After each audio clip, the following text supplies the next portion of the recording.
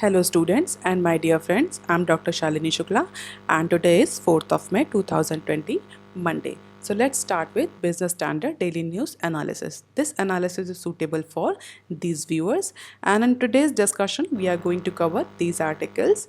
So let's start with article number 1. Indian incorporations play safe despite ease norm. जैसा कि हम सभी जानते हैं कि आज से गवर्नमेंट का लॉकडाउन 3.0 स्टार्ट हो रहा है जिसमें कि कुछ इंडस्ट्रियल एक्टिविटीज़ को या कमर्शियल एक्टिविटीज़ को ऑपरेट करने की परमिशन दे दी गई है। हालांकि गवर्नमेंट की परमिशन के बाद बहुत सारे इंडस्ट्रीज़ जो हैं या उनके सीईओज जो कंपनीज उनके सीईओज ये कह रहे हैं कि they are not going to operate immediately, there are certain factors which actually responsible for it. तो कोई भी न्यूज़ होती है तो पहले देखते हैं स्टूडेंट न्यूज़ क्या है, देन न्यूज़ क्यों है, what is the reason behind that news, and the third thing is what is the going to be the impact of that news. तो न्यूज़ ये है कि इंडियन जितनी इनकॉर्पोरेशंस हैं दे आर प्लेइंग सेफ और kept themselves on a wait and watch mode. क्यों? क्योंकि they are certain factors, और वो कौन से फैक्टर्स हैं लेट्स डिस्कस। सबसे पहला फैक्टर्स जो है वो कंपनीज ये कह रही है they are sitting on a huge inventory. Huge inventory means कि उनका जो पहले प्रोडक्शन हुआ था उसके बाद उनके जो प्रोडक्शन यूनिट से जो भी प्रोडक्शन हुआ या जनरेट हुआ उसकी डिमांड मार्केट में नहीं थे because of the sudden lockdown, तो वो इन्वेंट्री के फॉर्म में ही कंपनीज़ में स्टोर रह गया। तो कंपनीज़ के पास अभी या जो प्रोडक्शन यूनिट्स हैं उनके पास अभी बहुत ज़्यादा इन्वेंट्री है जो कि डिमांड कम होने के कारण पिछले कुछ दिनों से वो सेल ऑफ नहीं हुई है, वो बिकी नहीं है। तो कंपनीज़ अभी इस चीज़ का वेट कर रही हैं कि अभी प्रोडक्शन स्टार्ट करने से पहले दे आर वेटिंग कि अगर कुछ डिमांड के साइन दिखते हैं और जो उनकी ह्यूज इन्वेंट्री है वो बिक जाती है, वो कम होने लगती है, then they will start the production. तो अभी ह्यूज इन्वेंट्री है, उसकी वजह से भी एक प्रोडक्शन को स्टार्ट करना is not a very good decision, क्योंकि inventory itself is a cost activity. दूसरा जो जिसको इंडस्ट्री साइड कह रही है that is a shortage of labour. Migrant labour की वजह से जो शॉर्टेज ऑफ लेबर आई है उसकी वजह से भी इंडस्ट्रीज़ ऑपरेट करने के लिए थोड़ा सा रिलेक्टेंट हैं। क्यों? क्योंकि हम सभी जान रहे हैं कि इस समय जो हर स्टेट गवर्नमेंट अपने जो लेबर हैं उनको अपने अपने स्टेट्स में वापस बुला रही है because of the spread of covid. Arrangement buses का अरेंजमेंट हो रहा है, स्पेशल ट्रेन्स का अरेंजमेंट हो रहा है, तो जिसकी वजह से जो प्रोडक्शन यूनिट जहाँ पर थी वहाँ पर लेबर की बहुत ज़्यादा शॉर्टेज है, क्योंकि हर लेबर जो माइग्रेंट लेबर्स था बेसिकली जो यूपी बिहार से आता है वो सब अपने गाँव अपने अपने शहर जा चुके हैं, जिसकी वजह से जो शॉर्टेज ऑफ लेबर जनरेट हुई है तो कंपनी को प्रोडक्शन चलाने में बहुत ज़्यादा प्रॉब्लम फेस करनी पड़े। या किसी भी मैन्युफैक्चरिंग फैसिलिटी में जब लेबर नहीं है तो उसको ऑपरेट कौन करेगा? Definitely CEOs and MDs are not going to operate that company or that manufacturing facility. So shortage of labor is one of the very important factor.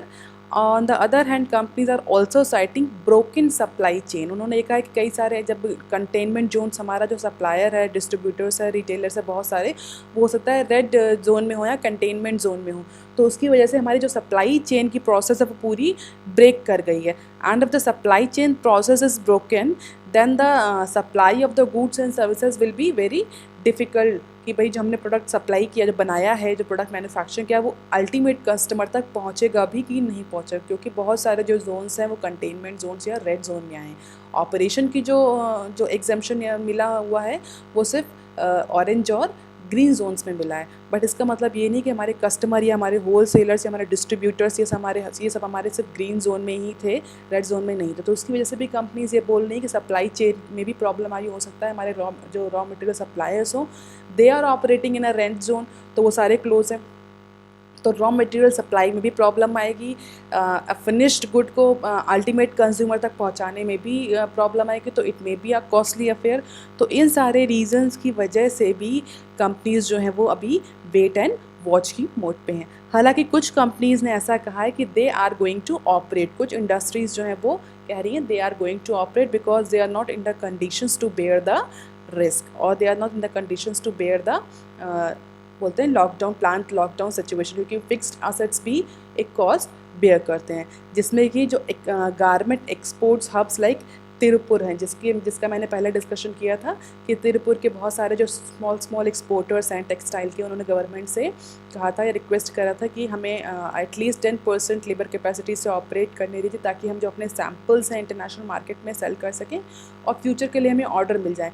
अगर आप हमें ऐसा नहीं करने देंगे तो हो सकता है चाइना और बांग्लादेश की जो टेक्सटाइल कंपनीज़ हैं वो हमारे ऑर्डर स्नैच कर लें। तो ये सारी जो गारमेंट एक्सपोर्ट जो तिरुपुर में है, they are going to operate.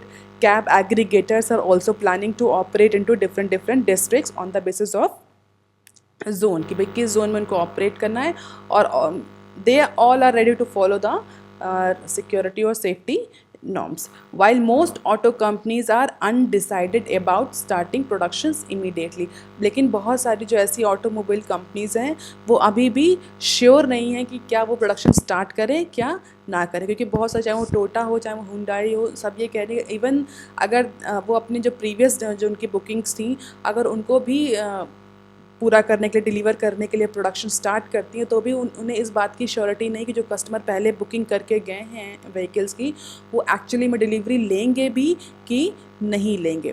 हालांकि कुछ जो कंपनीज़ हैं they are going to start, just like Hyundai हो गया, Toyota, they are going to start their production after 6 और 7 में। जैसे हुंडई ने बोला है कि वो 4th वीक ऑफ मई में स्टार्ट करेगी, हुंडई ने बोला है वो मई 6 में स्टार्ट करेगी, टोयोटा ने बोला है वो 4th मई को तक स्टार्ट करेगी, बट अभी तक उसने इस चीज़ को डिसाइड नहीं किया। तो कुछ ऑटोमोबाइल कंपनी से they are thinking to start their production after 2 weeks, जब पूरा लॉकडाउन 3.0 कंप्लीट हो जाएगा। और कुछ जो है हुंडई, जैसे हुंडई मोटर्स इंडिया है, वो कह रही है कि वो 6 मई से स्टार्ट कर देगा प्रिपरेशंस अपने ऑपरेशन की, ताकि वो रिज्यूम कर सके आने टाइम में जल्दी ऑपरेशंस को रिज्यूम कर सके और अपने कस्टमर्स को सप्लाई कर सके। The bigger question is whether there is a demand for vehicle. Still the question is demand, कि अगर व्हीकल्स का प्रोडक्शन स्टार्ट भी कर दिया जाए तो डिमांड है, customers are ready to book their delivery, ready to take their delivery, still it is a question. Maruti Suzuki की बात करें तो मारुति सुजुकी जो इंडिया का सबसे लार्जेस्ट ऑटो प्लेयर है, स्टिल अडॉप्टिंग अ कॉशियस अप्रोच। अभी भी मारुति ने कहा है कि वो कॉशियस अप्रोच अडॉप्ट करेंगे, अभी देखेंगे is there any demand or not. Without demand they will not going to start any sort of production.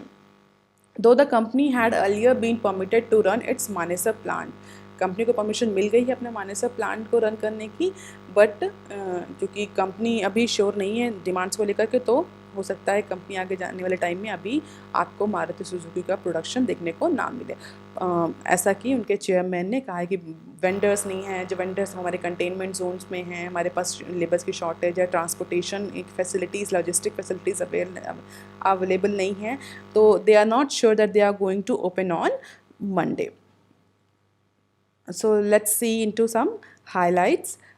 Hyundai जो है अपना मई 6 से अपना प्रोडक्शन स्टार्ट करने की का उसने डिक्लेरेशन दिया है।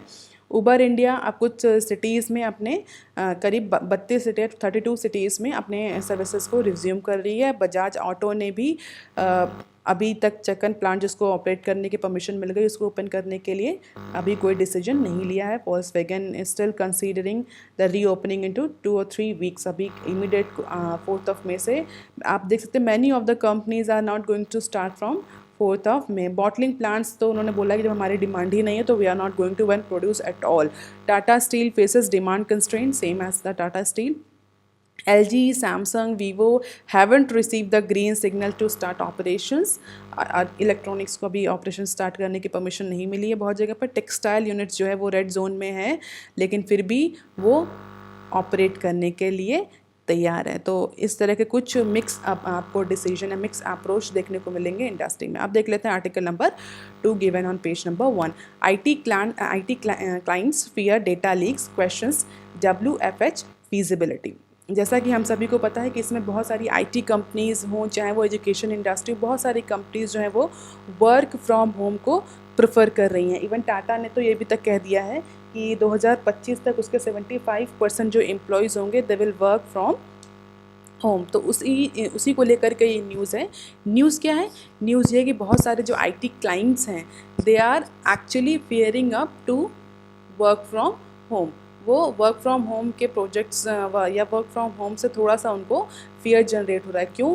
Because of the possibility of the data leakage. जैसा कि आज की ही न्यूज़पेपर में है कि जूम की बहुत सारी ID और लॉग इन डिटेल्स जो हैं वो डार्क नेट में लीक, जो हैकर्स हैं उन्होंने पब्लिश कर दी है। इसी तरह की आपने बहुत सारी न्यूज़ सुनी होंगी जिसमें डेटा लीकेज कई सारी न्यूज़, जैसे कि अगर हम बात करें जो यूएसए का जिसमें डोनाल्ड ट्रंप जीते थे, यूएसए प्रेसिडेंट का इलेक्शन हुआ था, उसमें भी फेसबुक और कैम्ब्रिज एनालिटिका के रोल को या रशिया के रोल को डेटा लीकेज से बहुत ज़्यादा रिलेट किया, जिसके लिए फेसबुक को समन भी किया था वहाँ की सुप्रीम कोर्ट ने। तो इस तरह के बहुत सारे इश्यूज आपको कंटिन्यूसली देखने को मिलते हैं। आधार लिंक्ड इशू भी आप लोगों ने सुना होगा, जिसमें कि आधार को लोग ये बोल रहे थे कि आधार जो हमारे रेटिना के आइरिस स्कैन्स ले रहे हैं, हमारे फिंगरप्रिंट्स ले रहे हैं, उसकी भी डेटा सिक्योरिटी को लेकर के बहुत सारे लोगों ने क्वेश्चन मार्क लगाया था कि डेटा कहाँ स्टोर हो रहा है, डेटा की सिक्योरिटी के लिए क्या नॉर्म्स है, क्या लीगल प्रोसीजर्स हैं। तो data leakage and data security is one of the prime discussion topic among the experts. क्यों? क्योंकि आने वाले टाइम में डेटा ही सब कुछ है। Data is the asset now, information and data is going to be the new asset. तो उसको सिक्योर करना और उसको सेव करना is one of the prime importance for any company और फॉर एनी गवर्नमेंट। तो इन चीज़ों को लेकर के जो क्लाइंट्स हैं आईटी फर्म्स के, they are not very likely to give prompt approval for work from home. Even companies ने भी इस चीज़ को लेकर के बहुत सारे कंसर्न रेज किए हैं। कुछ कंपनीज ऐसा है, वो ये कह रही हैं कि हमारा एक ही डेस्कटॉप को कई सारे एम्प्लॉयज़ जो हैं, एक ही डेस्कटॉप होता है, कई सारे शिफ्ट में अलग अलग एम्प्लॉयज़ यूज़ करते हैं और उस डेस्कटॉप या उस कंप्यूटर सिस्टम की बार बार ज़रूरत पड़ती है। तो अगर हम वर्क फ्रॉम होम करेंगे तो वही सेम डेस्कटॉप हम कितने कितने एम्प्लॉयज़ तक पहुँचा पाएंगे? इट्स नॉट फीजिबल और नॉट एट ऑल पॉसिबल। और कुछ ऐसे वर्क्स भी होते हैं, कुछ ऐसे फंक्शंस भी होते हैं जिसमें वर्क फ्रॉम होम करना इज़ नॉट एक्चुअली पॉसिबल। और कई बार जो typical 8 hour work shift followed by BPM firms, 3 employees use the same computer. वही सेम चीज़ कि अगर अगर एक ही कंप्यूटर को, एक ही सिस्टम को 3 एम्प्लॉयज़ यूज़ कर रहे हैं टू डिफरेंट शिफ्ट्स, क्योंकि because of the similarity of the clients, एक ही क्लाइंट है जिसको अलग अलग एम्प्लॉय सर्व कर रहे हैं। तो इस चीज़ों को लेकर भी जो बिजनेस प्रोसेस मैनेजमेंट कंपनीज हैं, they are reluctant to provide work from home facilities. और इन सब के अलावा जो सबसे बड़ी प्रॉब्लम है, that is the problem of data leakage, data securities. क्योंकि अभी भी बहुत सारे ऐसे इश्यूज़ हैं, इवन चाहे वो आईफोन हो, चाहे वो कोई भी मोबाइल फ़ोन हो, जितने सिक्योरिटी फीचर्स के साथ भी आ रहे हों, डेटा सिक्योरिटी या प्राइवेसी को लेकर के अभी भी बहुत ज़्यादा कंसर्न है। आपको बहुत ज़्यादा देखने को मिलता होगा न्यूज़ में कि ऐसे ऐप डेवलप हो गए, जो कि ऐप कई बार ऐसे चाइनीज़ एप्लीकेशंस, मोबाइल एप्लीकेशंस पर भी एलिगेशन लगे हैं कि उन्होंने डेटा स्टोल किया। अगर आप बात करें तो अगर बेसिकली यूएस और चाइना के ट्रेड वॉर की बात करें, जिसमें यूएस ने चाइना के एक मोबाइल मैन्युफैक्चरिंग कंपनी को बैन कर दिया था 5G में बिड करने के लिए अमेरिकन मार्केट में। क्या आप मुझे उसका नाम बता सकते हैं कि वो कौन सी कंपनी थी जिसको यूएसए ने बैन किया? और यूएसए ने अपने अदर एलाइज से भी कहा था कि that they must ban that company of Chinese because that company is collecting the private data and sending that data to their Chinese government। तो इस चीज़ों को लेकर के भी कई सारे इश्यूज आप जनरेट होते रहते हैं टाइम टू टाइम। तो इसकी वजह से जो वर्क फ्रॉम होम की फैसिलिटी है, उसको लेकर के बहुत सारे जो एम्प्लॉयर्स हैं वो थोड़े से रिलेक्टेंट हैं। स्पेशली क्लाइंट्स जो हैं हमारे आईटी फर्म्स के, they are also reluctant to work from home facility. There are certain key points जो डेटा लीकेज और डेटा सिक्योरिटी के अलावा risk of malware and ransomware is also one of the very crucial factor. कई बार ऐसा होता है कि जब आप ऑनलाइन काम करते हैं, अगर मालवेयर, आई थिंक सबको पता होगा, जिसके लिए आप स्कैनिंग करते हैं कंप्यूटर में, एंटीवायरस आप डालते हैं। रैंसमवेयर ऐसे मालवेयर से होते हैं, ऐसे वायरस होते हैं, अब ऐसा कोडिंग सिस्टम होता है जो कि किसी भी कंप्यूटर में अगर रन कर जाता है तो आपका कंप्यूटर लॉक कर जाता है। और उस लॉक को ओपन करने के लिए जिसने भी वो हैकर्स होते हैं जिन्होंने एक्चुअली इस रैंसमवेयर को जनरेट किया होता है, they ask for ransom. Ransom means फिरौती। वो आपसे फिरौती मांगते हैं कि आप उन्हें कुछ अमाउंट पे करें, then they will open your system so that you can access your data. तो कई बार ऐसे भी न्यूज़ देखने को मिली हैं। तो risk of malware, security breach, privacy in work from home at a junior level, कि भाई आप मिडिल लेवल एम्प्लॉयज़ को समझा सकते हैं, टॉप लेवल एम्प्लॉयज़ को समझा सकते हैं, बट जूनियर लेवल एम्प्लॉयज़ को वर्क फ्रॉम होम कराना या ऑपरेशनल लेवल के एम्प्लॉयज़ से वर्क फ्रॉम होम कराना इज़ क्वाइट डिफ़िकल्ट। और इसके बाद difficult to adopt work from home for BBM services where same desktop is being used by multiple users. तो ये सारे ऐसे इशूज़ हैं जिनको, जो कि बिजनेस प्रोसेस मैनेजमेंट कंपनीज या IT फर्म्स जो हैं वो रेज कर रही हैं, और उनके क्लाइंट रेज कर रहे हैं कि what is the answer of this question if you are going for a work from home facility. तो इस न्यूज़ में इतना ही। अब देख लेते हैं article number 3 given on page number 1। Google sees huge jump in cloud infrastructure use. ये छोटा सा इंटरव्यू है करण बाजवा का, जो कि एमडी हैं गूगल क्लाउड इंडिया के। तो उनका थोड़ा सा इंटरव्यू है जिसमें उन्होंने ये कहा है कि जो क्लाउड इंफ्रास्ट्रक्चर का यूजर्स है, जो क्लाउड इंफ्रास्ट्रक्चर इंडस्ट्री है, वो आगे आने वाले टाइम में एक ह्यूज जंप करने वाली है। उसकी जो ग्रोथ रेट है वो बहुत ज़्यादा हाई होगी, और उस ग्रोथ रेट को जो बोलते इग्निशन दिया है, that is ignition given by the lockdown की वजह से जो क्लाउड इंफ्रास्ट्रक्चर है उसकी सडनली उसका यूज़ बढ़ गया और उसकी डिमांड बढ़ गई। And Google is going to be the key provider of all those software and cloud infrastructure facility, ऐसा करण बाजवा का कहना है। करण बाजवा कौन है? अभी रिसेंटली उन्होंने 1 महीने पहले गूगल क्लाउड इंडिया ज्वाइन किया है एज अ एमडी। इससे पहले वो IBM में और माइक्रोसॉफ्ट इंडिया में भी काम कर चुके हैं।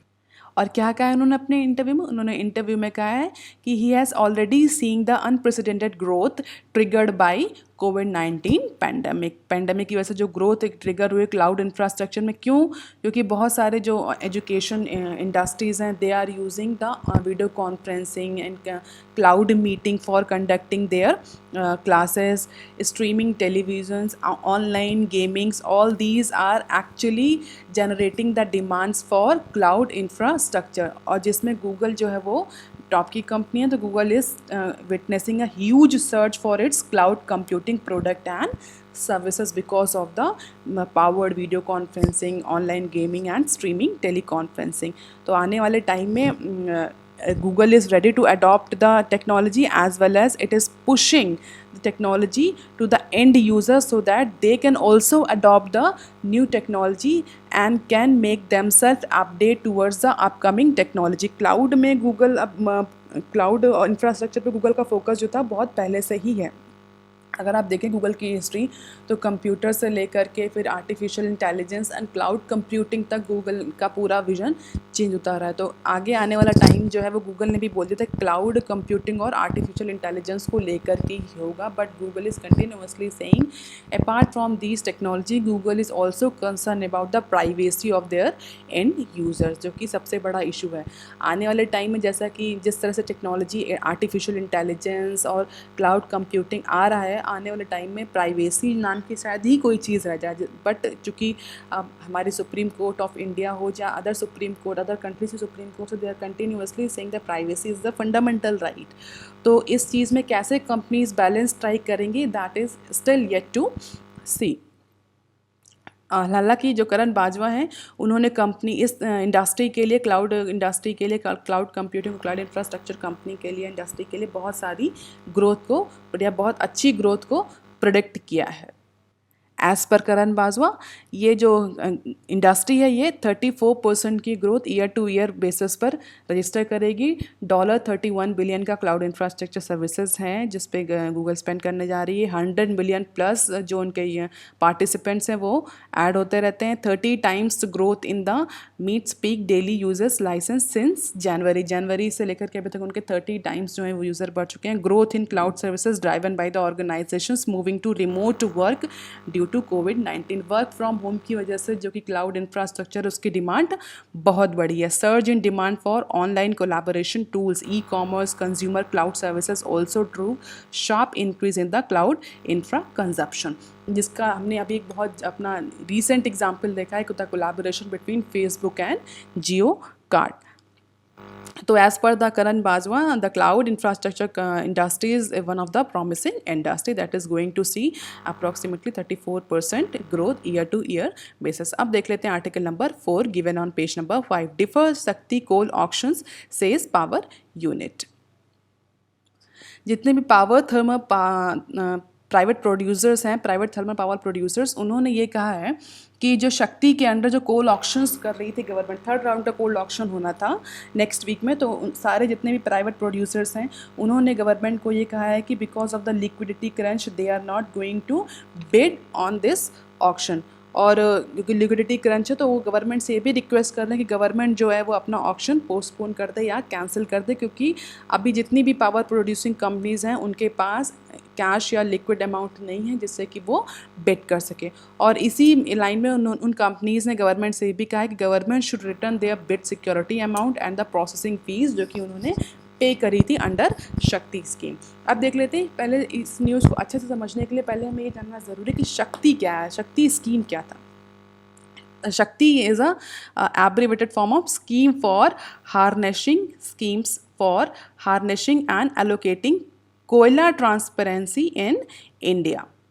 और ये कब लॉन्च हुई थी? ये लॉन्च हुई थी 2018 में। और इसका पर्पस क्या था? बेसिक इसका पर्पस ये था जितनी स्ट्रेस पावर यूनिट्स हैं, ऐसी पावर यूनिट्स प्राइवेट सेक्टर के लिए ये स्कीम थी, शक्ति scheme for harnessing and allocating कोयला ट्रांसपेरेंटली इन इंडिया। ये उन सारी प्राइवेट सेक्टर कंपनीज़ के लिए थी, ऐसी कंपनी जो कि पावर जनरेशन तो कर रही थी बट उनके पास कोयला की अवेलेबिलिटी नहीं थी, कोल की अवेलेबिलिटी नहीं थी, जिसकी वजह से वो स्ट्रेस की कंडीशन में आ गई थी, फाइनेंशियल डिस्ट्रेस की कंडीशन में आ गई थी। तो उन सारी प्राइवेट सेक्टर कंपनीज़ को रिवाइव करने के लिए गवर्नमेंट ने एक स्कीम लाई थी, scheme for harnessing and allocating कोयला ट्रांसपेरेंटली इन इंडिया, ताकि जो कि स्ट्रेस पावर यूनिट्स थी जो कि प्राइवेट सेक्टर की, उनको कोयला या कोल जो है वो प्रोवाइड किया जा सके, जिससे कि वो अपना प्रोडक्शन और प्रॉपर कर सकें और स्ट्रेस से बाहर आ सकें।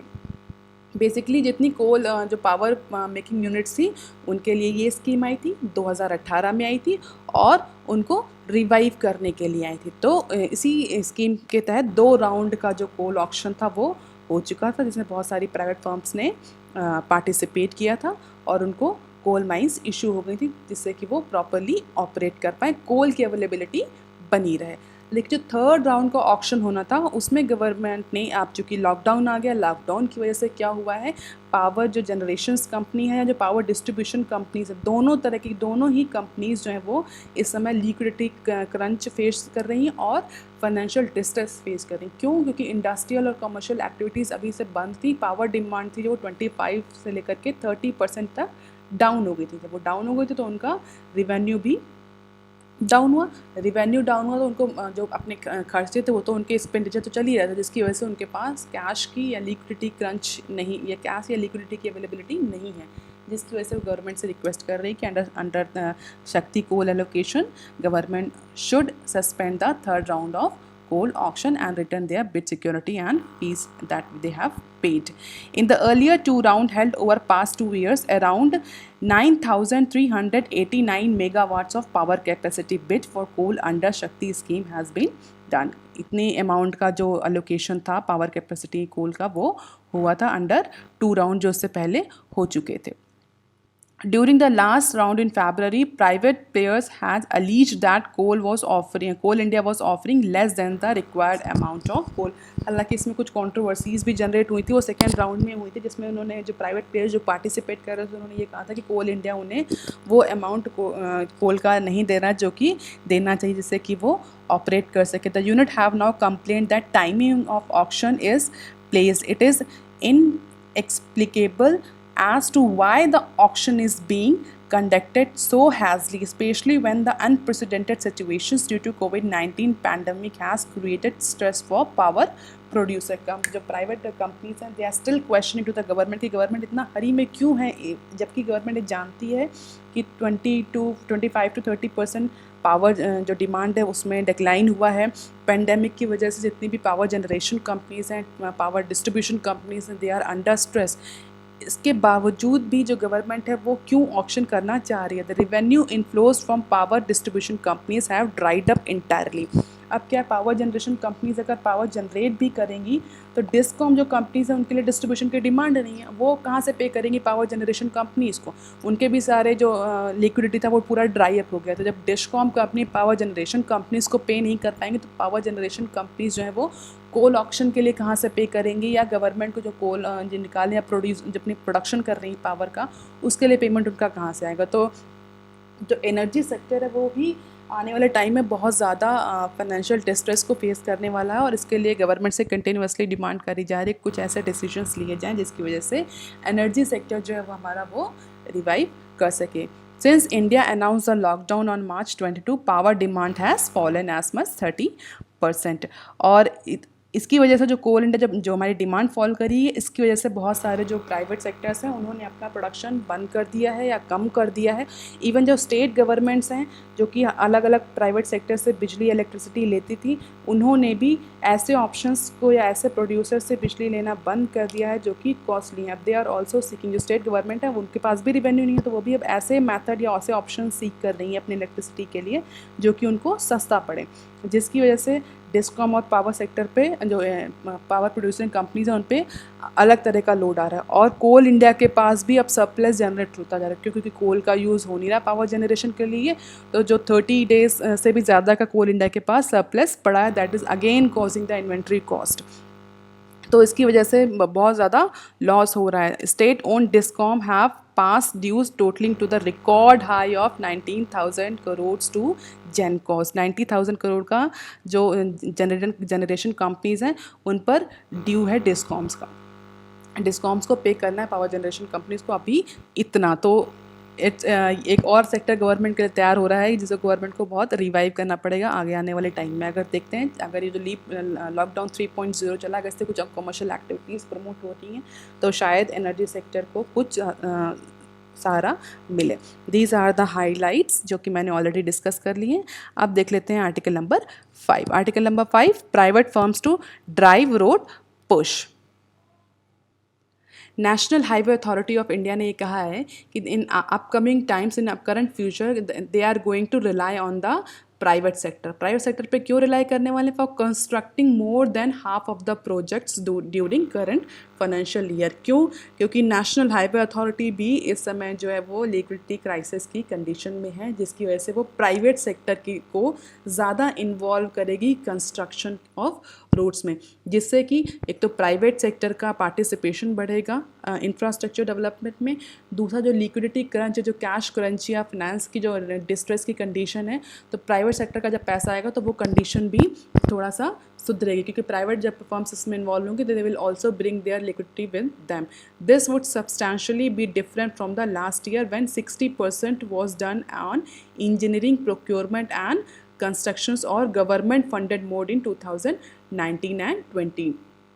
पिछले साल ये कितना था? पिछले साल 60% जो काम था वो national Highway Authority of India NHAI ने किया था on the basis of EPC model. EPC model क्या मतलब? जब कभी भी कोई कॉन्ट्रैक्ट दिया जाता है स्टूडेंट, तो there are number of types of model that can be adopt, जिसमें से एक EPC मॉडल भी होता है, एक BOT मॉडल भी होता है, एक PNC मॉडल भी होता है, टर्न की प्रोजेक्ट्स भी होता है, PPP भी होता है। There are numbers of models. Contract देने में कई सारी कंडीशन, टर्म्स एंड कंडीशंस होती हैं, और वो टर्म्स एंड कंडीशंस ही ये डिसाइड करती है कि आप कौन सा मॉडल अडॉप्ट कर रहे हैं। हर मॉडल में टर्म्स ऑफ कंडीशंस डिफरेंट होती हैं। तो पिछले साल जो हमारा national Highway Authority of India था, उसने EPC मॉडल के तहत, जिसमें सारा जो पैसा था अप्रॉक्सीमेटली गवर्नमेंट फंडेड था, गवर्नमेंट ने पैसा लगाया था। क्यों? क्योंकि उस समय ऐसा कोई फाइनेंशियल क्राइसिस की सिचुएशन नहीं थी या फिजिकल डेफिसिट की सिचुएशन नहीं थी। तो इस बार क्या है, क्योंकि गवर्नमेंट के पास पैसा नहीं है, रिवेन्यू लॉस हो रहे हैं, एक्सपेंडिचर हेल्थ केयर सेक्टर में बढ़ता जा रहा है, जिसकी वजह से गवर्नमेंट ने नेशनल हाईवे अथॉरिटी को कहा है कि वो इसमें प्राइवेट सेक्टर को अब इन्वॉल्व करे इस बार आधे से ज़्यादा प्रोजेक्ट्स को कंप्लीट करने के लिए। According to the latest estimates by the authority, project execution would be more in private sector domain since government is facing liquidity issues and build, operate, transfer and hybrid annuity could boost private sector investment. क्यों? क्योंकि government के पास cash की shortage है, revenue की shortage है। इस जैसे हम सभी को पता है कि national Highway Authority of India is a government owned company, तो गवर्नमेंट को, या इसे पब्लिक सेक्टर भी बोल सकते हैं।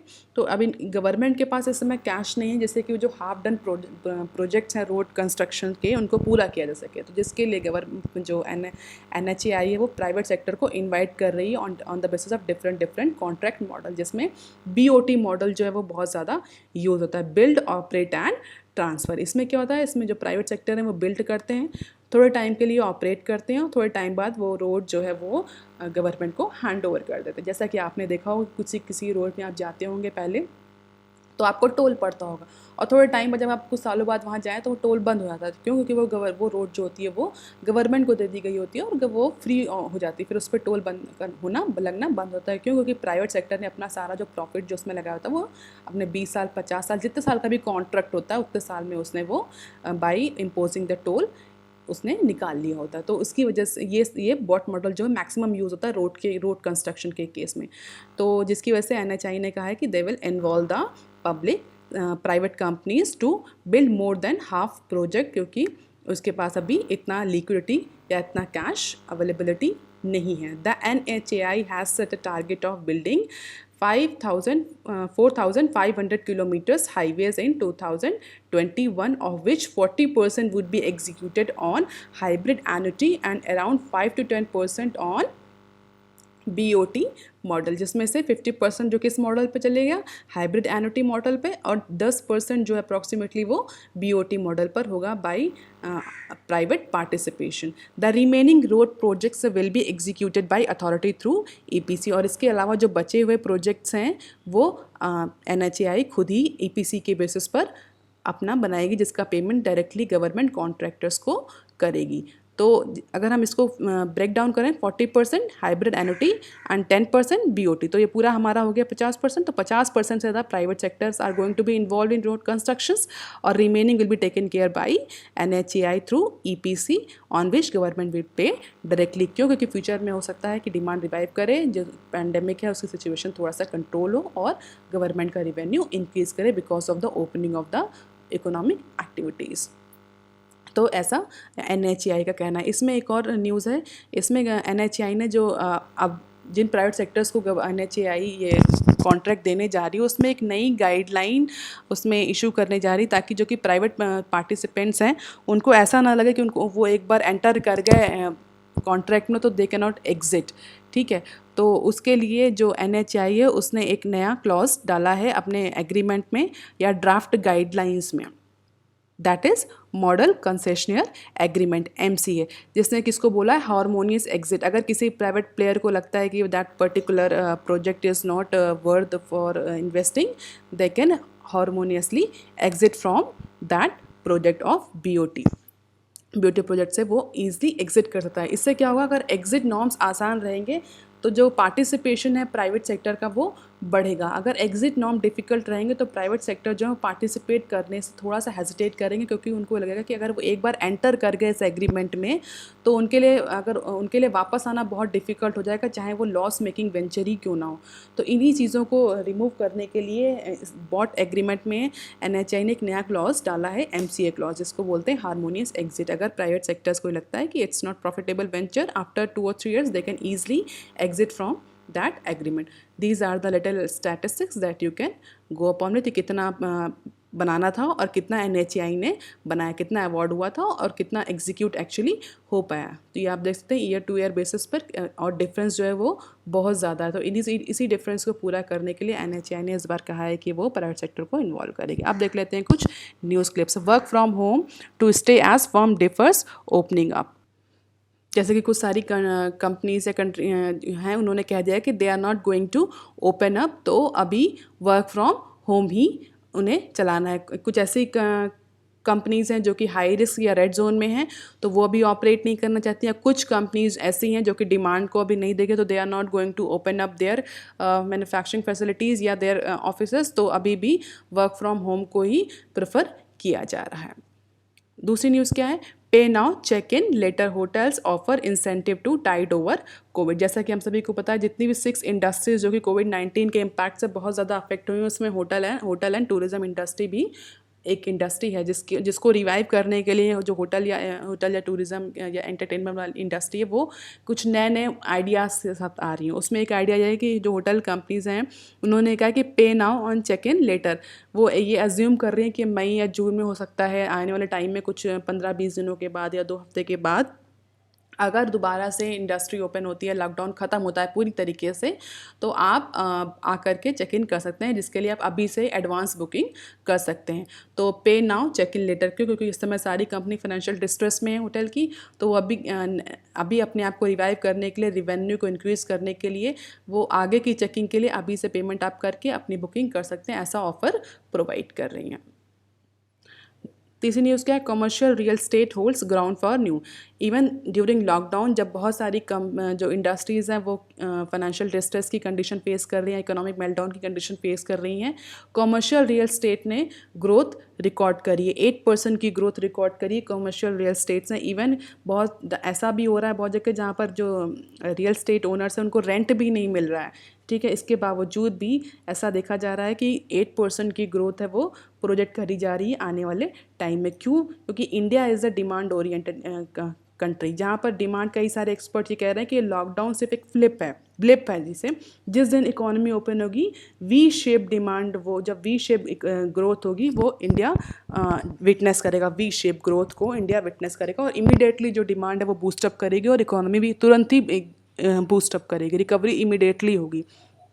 तो जिसकी वजह से ऐसा एग्जाम्पशन की वजह से जो कमर्शियल रियल एस्टेट है उसकी भी और डिमांड ऐसा देखा जा रहा है कि 8% से ग्रो करेगी ईयर टू ईयर बेसिस। आज का न्यूज़ ऑफ द डे क्या है, IT clients fear data leaks question work from home feasibility. ये न्यूज़ बहुत इंपॉर्टेंट है स्टूडेंट, क्योंकि data localisation, data privacy, data protection, इस सब को लेकर के बहुत बार क्वेश्चन पूछे जाते हैं। ये देख लेते हैं रेफरेंसेस, आज के रेफरेंसेस है। And if you like please share and subscribe. Thank you.